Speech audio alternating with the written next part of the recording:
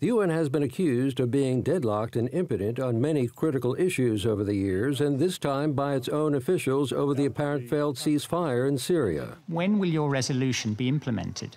Mark Lowcock, the humanitarian chief, slammed the Council for aid convoys not getting access to the desperate and injured civilians in East Ghouta.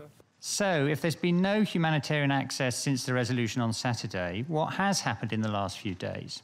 More bombing, more fighting, more death, more destruction, more maiming of women and children, more hunger, more misery. More, in other words, of the same.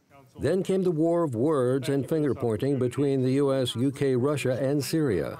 Russia has announced a daily 5-hour humanitarian pause in the aerial bombing of civilians in eastern Ghouta. This is cynical, callous, and in flagrant defiance of the demands of 2401.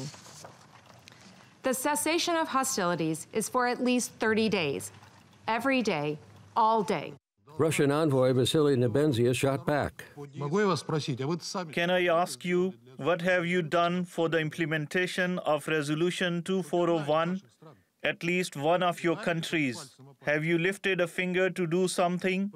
Have you had influence to bear upon those who you view as the moderate opposition? British Ambassador Jonathan Allen accused the Russians of not using their influence with Syria by saying, if you can deliver a 5-hour ceasefire, then why can't you deliver a 24-hour one?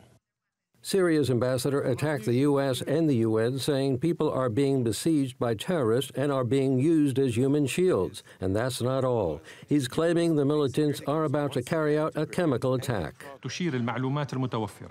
The information available to the Syrian government indicates that the terrorists are preparing for a terrorist attack in which they use chlorine gas in a large scale.